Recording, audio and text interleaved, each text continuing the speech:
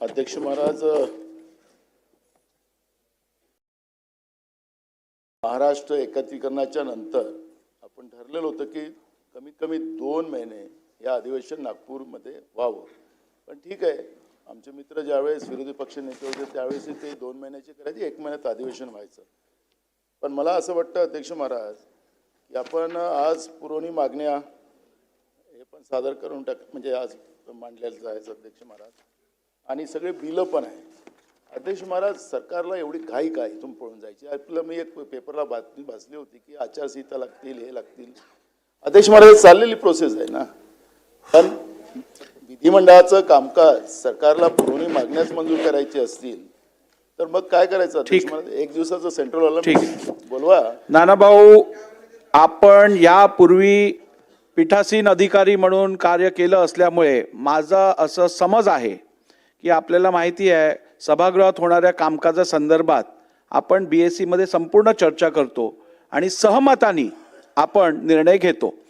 आपण या BSc ला उपस्थित नव्हतात, त्याची कारणं काही वेगळी असतील, परंतु BSc मध्ये या संदर्भात सर्वांच्या सहमतीने मी निर्णय घेतलेला आहे.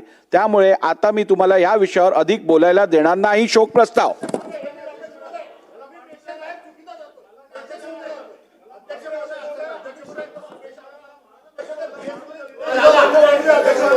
बसून घ्या.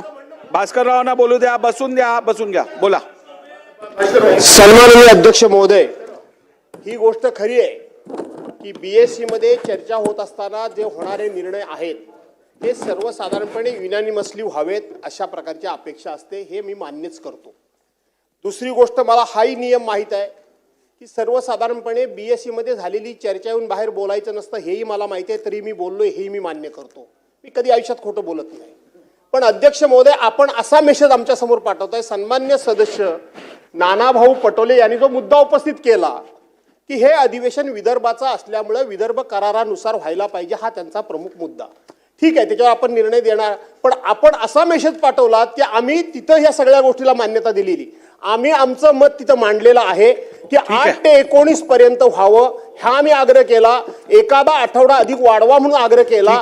निर्णय झाला इथपर्यंत ठीक आहे, परंतु तुम्ही आमच्याबद्दल संशयाचं वातावरण निर्माण करू नये असं मला म्हणायचं. ठीक आहे सर.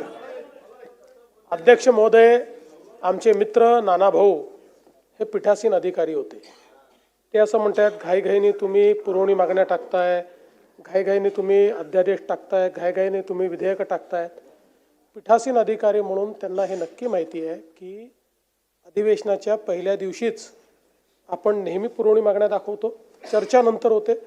पहिल्या दिवशीच जे विधेयकं आपल्याला त्या ठिकाणी मान्य करायची आहेत त्याचं इंट्रोडक्शन पहिल्या दिवशीच होतं आणि अध्यादेश तर पहिल्या दिवशी दाखवले पाहिजेत, हा नियम आहे. त्यामुळे यात कुठेही आपण गेल्या 25-50 वर्षातलं कुठल्याही अधिवेशनाचा पहिला दिवस काढला यापेक्षा वेगळा अजेंडा आपल्याला कधीच दिसणार नाही.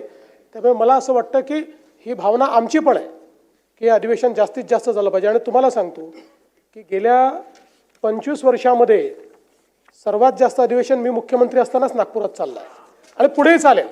आता आपल्यालाच माहिती आहे आचारसंहिता आहे, पुढे कधी आचारसंहिता होऊ शकते हे आपल्याला माहीत नाही. पण ती जी काही इंडिकेशन परवाच्या प्रेस कॉन्फरन्समध्ये आपल्या इलेक्शन कमिशनने दिले म्हणून आपण त्या दिवशी विचार केला आणि 2 दिवस म्हणजे पहिला आठवडा आणि प्लस 2 दिवस 10च्या ऐवजी 7 दिवस होत आहे.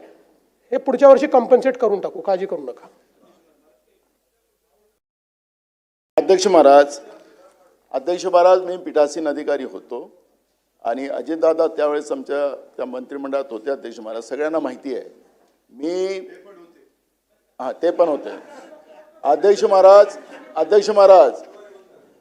महाराज यावेळेस, कारण की मी आज मी सभागृहाचा प्रमुख म्हणून म्हणजे तुम्ही त्यावेळेस मी निर्णय करायचा की नाही असं नाही होणार, अधिवेशन इतका कालावधी चाललाच पाहिजे, ही भूमिका मांडायची. मी यांचं ऐकून नाही घ्यायचं अध्यक्ष महाराज.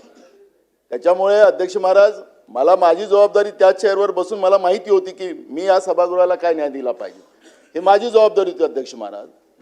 मला तुमच्यावर काही आरोप आणायचा नाही अध्यक्ष महाराज.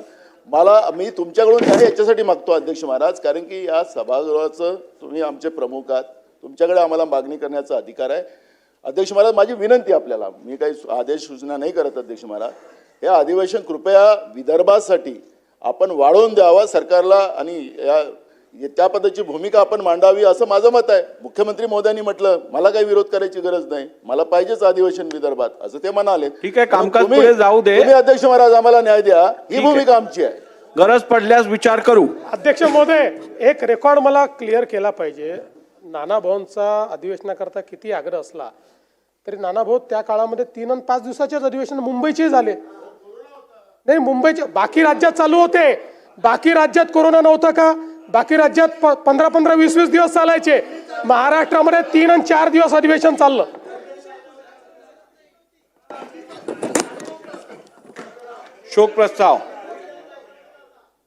शोक प्रस्ताव